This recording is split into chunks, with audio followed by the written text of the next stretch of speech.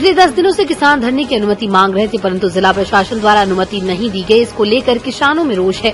किसान अपनी 12 सूत्रीय मांगों को लेकर संयुक्त किसान मोर्चा, राष्ट्रीय किसान मजदूर महासंघ के आह्वान पर नरसिंहपुर क्षेत्र के किसानों के ट्रैक्टर ट्राली शहर के अंदर नहीं घुसने दिए तो क्षेत्र के किसान सांकल रोड चौराहे पर धरना देते हुए धरना प्रदर्शन करने लगे।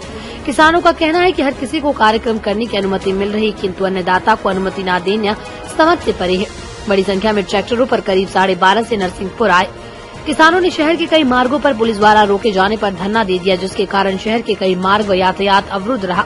शहर में आने जाने वाले राहगीरों को बड़ी परेशानियों का सामना करना पड़ा। किसानों का कहना है कि जनता को परेशानी के लिए प्रशासन जिम्मेदार है। किसानों ने बताया कि यदि शासन प्रशासन का सकारात्मक रवैया नहीं रहा तो हम सड़कों पर ही कई दिनों तक धरना प्रदर्शन करते रहेंगे। हम खाने पीने का भी सामान लेकर आए हैं। वहीं दूसरी ओर आम आदमी इस स्थिति के लिए प्रशासन को जिम्मेदार ठहराया गया। भाई क्या कहेंगे, लगातार आप आंदोलनरत हैं और जिला मुख्यालय का सड़क जाम किए हुए अन्नदाता, वर्तमान परिस्थितियाँ क्या लग रही है? लगातार जिला प्रशासन से भी आपकी बात चल रही है, तो क्या बात सामने आ रही है? क्या है जिला प्रशासन की बात और क्या है आपकी मांग? देखिए, सबसे पहले तो हम लोग ये क्लियर कर देना चाहते हैं कि हम लोग शहर की गलियां जाम नहीं किए हुए हैं। हम लोग यथावत जो हमारा 12 अक्टूबर का शांतिपूर्ण धरने का जो जनपद मैदान में तय हुआ था, तो हम लोग वहाँ जा रहे थे। तो अब जी पुलिस वाले जो प्रशासन आए तो इन लोगों ने प्रशासन ने बैरिकेड लगाए, हम लोगों को रोका। तो हम लोग तो गांधी जी को मानने वाले व्यक्ति हैं जी, हम लोग और शांतिपूर्ण गांधीवादी के आदर्शों पर चलने वाले हैं। उस पर चलते हुए जैसे ही पुलिस ने रोका, हमको बैरिकेड लगाए तो हम लोग वहीं रुक गए। जैसे गांधी जी थे जहाँ रोक लेते थे वहीं धरना चालू, आपने यहाँ रोक लिया। हम लोगों का धरना जनपद मैदान में सुबह 11 बजे से प्रारंभ हो गया था और भी अन्य भी किसान जगह जगह से जैसे पता चलता जा रहा था और जिनका तय था। अब हम लोगों ने तो आह्वान जी ये किया था कि जी आपको आपका खाने का, रहने का, घूमने का सारी व्यवस्था लेके आना है। अब देखिए जी, अगर ये राजनीतिक दल का आंदोलन होता तो वहाँ सारी व्यवस्थाएं खाने पीने से रह के उड़ने खाने की सारी व्यवस्थाएं होती। अब ये राजनीतिक पार्टियां तो हम लोगों की लड़ाई लड़ नहीं रही है कोई, इनको तो अपनी अपनी पड़ी है। तो किसानों की जो समस्याएं लंबे वर्षों से बनी आ रही हैं, तो हम लोग अपनी समस्याओं को लेके और अपने घर के सामान, रहने खाने की व्यवस्था, मोटरसाइकिल भी हैं आप देख रहे हैं, तो फोर व्हीलर भी हैं। अब भैया जो किसान तो ज़्यादा बड़े वर्ष नहीं रहे तो उनके जो कहेगा फोर व्हीलर नहीं रहे तो ट्रैक्टर है, तो ट्राली है, तो सुबह में डेरा डालो, गद्दा डालो, कंडा डाली जी। आप और उन्हें देखे हुई है तो कहाँ करें, हम उन्होंने बनवाने पड़ी। जब मजबूरी आ गई तो प्रशासन ने रोको तो ठीक है भैया, हम और घर पर नहीं रोको तो बनवाने पड़े, हमें भी दिक्कत नहीं। लेकिन धरना जहाँ प्रशासन ने रोका है तो आपका जवाब मेरा देना ये है कि हम लोगों ने ये रास्ताएं जाम की हैं, ये प्रशासन ने जाम की है। बस में पूर्णतः ये हम लोग ध्यान रख रहे हैं कि एम्बुलेंस से बच्चों की बसें या ऑटो आ रहे हैं, कोई भी ऐसी आपातकालीन की वो आ रही है, तो हम लोग दौड़ के इनके बैरिकेड भी हटा रहे हैं और जो ट्रैक्टर वाहन जो लगे रहते हैं धरने पे लोग बैठे उनको तुरंत हटा के हम लोग उनको निकलवाने का कार्य भी हम लोग कर रहे हैं। क्या कहेंगे यदि प्रशासन बात नहीं मानता तो क्या तैयारी आगा? देखिए जी, प्रशासन ने तो हमारी 4-5 साल से हम लोगों का ज्ञापन का गठन रखा है, न शासन ने मानी न प्रशासन की मानी।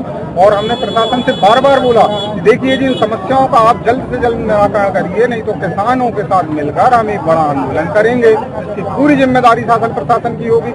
लेकिन लगातार 4-5 वर्षों से शासन प्रशासन ने हमारी समस्याओं को नजरअंदाज किया है, गंभीरता से नहीं लिया है और वही की वही समस्याएं बनी है। मुख्य मांगे क्या है आपकी? हम लोगों की मुख्य मांगे तो जो गन्ना से संबंधित है, जैसे आप लोगों को विगत होगा कि मध्य प्रदेश के 51 जिलों में सबसे ज्यादा गन्ना उत्पादन 50% से भी ज्यादा नरसिंहपुर जिले में होता है। तो उसमें सरकारी शुगर मिल की मांग थी। जैसे कि गन्ना कानून कहता है कि 14 दिन में भुगतान होना चाहिए, तो उसकी मांग थी कि ऐसा पालन कराया जाए कि 14 दिनों में भुगतान हो और उसके साथ ही रिकवरी चेक की जाए। 6 साल से रिकवरी चेक नहीं हुई थी। अब आप देखिए, पंजाब में 380 रुपए रेट हो गए स्टार्टिंग, पिछले साल 360 था, हमारे यहाँ 290। जबकि आप अगर जमीनी हकीकत पता करेंगे तो सबसे ज्यादा रिकवरी वहाँ से ज्यादा नरसिंहपुर जिले में होती है। तो यहाँ की स्टार्टिंग रेंज क्या होना चाहिए? अब गन्ना एक्ट तो ये भी कहता है कि 10 पॉइंट की यदि रिकवरी है स्टार्टिंग, तो आपका जैसे हम लोगों के यहाँ 290 रेट था, तो अगर 1 पॉइंट बढ़ती है तो लगभग 30 रुपए के आसपास, 229 रुपए के आसपास बढ़ेगी, 2 बढ़ेगी तो इतनी बढ़ेगी। मतलब हम लोगों का जो लास्ट का आप कहें जाए तो 500 साढ़े 500 रुपए रेट मूल्य होना चाहिए, लेकिन फैक्ट्रियों के हिसाब से काम चल रहा है। 5 रुपए 10 रुपए के हिसाब से वो बढ़ाते हैं, जब उनको लगता है बढ़ाते, नहीं लगता है बिल्कुल नहीं बढ़ाते हैं। तो हम लोगों को उचित मूल्य नहीं मिल पा रहा है, ये सबसे ज्यादा गन्ना की समस्या थी। शुगर माफियाओं के दबाव में है जिला प्रशासन, क्या कहूँ? ये तो कहीं ना कहीं विषय मिली भगत का हमको समझ में आ रहा है कि प्रशासनिक जिम्मेदारी, जब हमने 1958-59 का मध्य प्रदेश गन्ना एक्ट आप लोग भी उठा के देंगे, हम लोगों ने भी इतनी मोटी बुक निकाली, तो उसमें सबसे पहले तो प्रशासन जिम्मेदार है इसमें कि इसके ऊपर जिम्मेदारी रहती है कि समय समय पर रिकवरी चेक कराए, समय समय पर भुगतान कराए, और जो भुगतान नहीं करते हैं, चेक बाउंस होते हैं, तो उन फैक्ट्रियों पे कार्रवाई करे।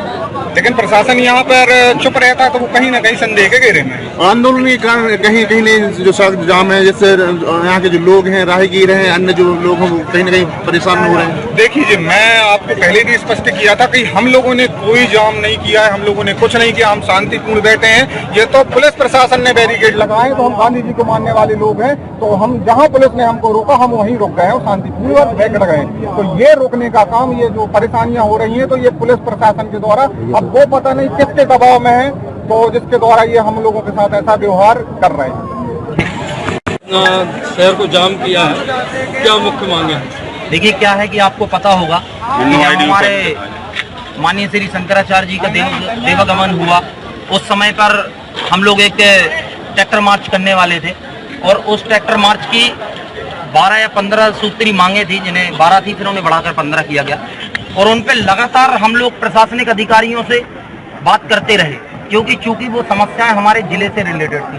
चाहे उसमें मूंग की खरीदी के लेकर हो, चाहे पूर्व में हुए चना मूंग के भ्रष्टाचार हुआ है जो, उसमें हमारे किसान भाइयों का पेमेंट आज तक नहीं आया है, और चाहे हमारे गन्ना जो एक्ट है मध्य प्रदेश का, उसको अभी तक प्रशासनिक अधिकारी लागू नहीं करा पाए हैं, जिनका करोड़ों रुपया हमारे किसान भाइयों का लगातार शोषित हो रहा है इन फैक्ट्रियों के द्वारा। और मूंग में भ्रष्टाचार एक आम बात बन चुकी है हमारे जिले में। तो ऐसी बहुत ज्वलनशील मुद्दाओं को लेकर, डीएपी यूरिया जैसे मुद्दाओं को लेकर, और कहीं आप देख रहे हैं कि हमारे पीछे हजारों की संख्या में किसान अपनी समस्याओं को लेकर जिला में आ गया है। तो प्रशासनिक अधिकारियों को और जनप्रतिनिधियों को सोचना चाहिए, किसान ग्राउंड पर या जमीन पर परेशान है, और उसको गंभीरता से लेते हुए जल्द से जल्द, चाहे वो गन्ना के क्षेत्र में अभी फैक्ट्रियां चालू होने वाली हैं, रिकवरी टेस्ट कराकर उसको उचित मूल्य दिलाएं। जो भी भ्रष्टाचार की FIR होनी है, कुछ वीडियो हैं सर्वेयरों के, उन पर FIR लॉन्च होनी चाहिए। मक्के खराब हो रहे हैं, मूंग उर्दा का पता नहीं है, अतिवृष्टि हो रही है। मामा जी कहा करते थे कि हम लोग गांव में, कमलनाथ जी नीचे उतर आइए और आप जाइए थोड़ा खेतों में उतर कर देखिए, मगर आज आप देखते हैं कि मामा जी तो छोड़िए, मामा जी के कोई भी छोटा प्रतिनिधि हमसे बात तो छोड़िए, हमारे सामने आने की बात नहीं करता। क्यों? क्योंकि हमारे मूंग उर्दा सड़ गए, फसल बीमा के माध्यम से हमसे लूट कर ली गई, डीएपी यूरिया हमें मिलता नहीं। राजा साहब अपनी बाइट लॉन्च कर देते हैं, कलेक्टर साहब उस पर आश्वासन दे देते हैं, मगर उस पर क्या कार्रवाई होती है? बैलेंस शीट को जीरो बता दिया जाता है, अनावश्यक रूप से उनको चेक किसानों को जबरदस्ती उनके होम डिलीवरी कर उनके घरों में, क्या उसका पैसा मिल गया उस चेक के माध्यम से? क्या ये सरासर यार मजाक हो रहा है इस जिले में। देखिए, ये तो क्या है कि आगाज है, ये केवल एक सांकेतिक कार्यक्रम था कि किसान इस बार अपनी आवाज को लेकर जिला तक कहीं ट्रैक्टर के माध्यम से पहुंचा है। तो मेरा आप लोगों से, आपके माध्यम से विनम्र आवेदन है प्रशासन से और जनप्रतिनिधियों से और मिल मालिकों से, इन किसानों को अब आप हल्के में लेने का कार्य ना करें, क्योंकि बहुत जल्द अब ये किसान दिल्ली की तर्ज पर नरसिंहपुर जिले को ब्लॉक कर कहीं उसकी समस्याओं का समाधान नहीं हुआ, तो चाहे उसकी डीएपी यूरिया की समस्या हो, चाहे सर्वेयर के भ्रष्टाचार की बात हो, और भी जो भी समस्याएं हैं, उसको कृपया कर मेरा हाथ जोड़कर निवेदन है, हम आंदोलन नहीं करना चाहते, मगर हमें विवश मत करिए कि हम लोग आंदोलन को आतुर हो। आगे क्या रणनीति है? देखिए, बड़ी सिंपल सी चीज थी कि हम लोग जनपद मैदान जाने वाले थे, वहां पर समस्त किसान बैठते, एक दूसरे से वार्तालाप करते, प्रशासनिक अधिकारी आते, उनको अपना ज्ञापन देते और अपनी समस्याएं गिनाते, और आपने हमें पूर्व में जो आश्वासन दिया था कलेक्टर महोदय ने लिखित में, उस पर हम लोग जवाबदेही लेते। मगर क्योंकि प्रशासन ने ना तो किसी भी प्रकार का कार्य किया और न किसी भी प्रकार की जवाबदेही रही, हम ये कहना चाहते हैं कि अब आप हमें या तो किसी भी प्रतिनिधि को भेजे प्रशासन जो हमें आश्वस्त करे कि हाँ भाई, हम आपकी इन मांगों को ऐसे ऐसे सॉर्ट आउट करने वाले हैं, वरना ये धरने का कार्यक्रम है, भगवान जाने कब तक खींचे। शुगर मिलों पे अभी कितना बाकी है आपका किसानों का? कैसा जिले की शुगर मिलों पे किसानों का कितना बाकी है अभी? देखिए, ये बड़े चतुराई से मिल मालिकों ने एक चतुराई की है कि उनने चेक डिलीवर कर दिए हैं और अपनी बैलेंस शीट को 100% पेमेंट बताया है। मैं आपसे कहता हूँ, एक बार आप आवाहन करिए कलेक्टर महोदय, एक बार आवाहन करें रजा साहब, आप चेक नहीं गिन पाएंगे किसानों के, बाउंस के हो, चाहे आप चेक जो आपको होम डिलीवरी की गई है। देखिए, बड़ा सिंपल है, चेक को ये पेमेंट दिखाते हैं, मगर ये सत्य नहीं है। इसी की वजह है कि यहाँ पर किसान आपको दिख रहा है। तो हम आपसे कहना चाहते हैं कि आप घुमाइए मत, आप समस्या का समाधान कीजिए। क्या नाम है आपका? मैं लोकेश सिंह पटेल हूँ, लगातार किसानों के विषय में कार्य करता रहता हूँ, एक छोटा सा काम करता हूँ। धन्यवाद।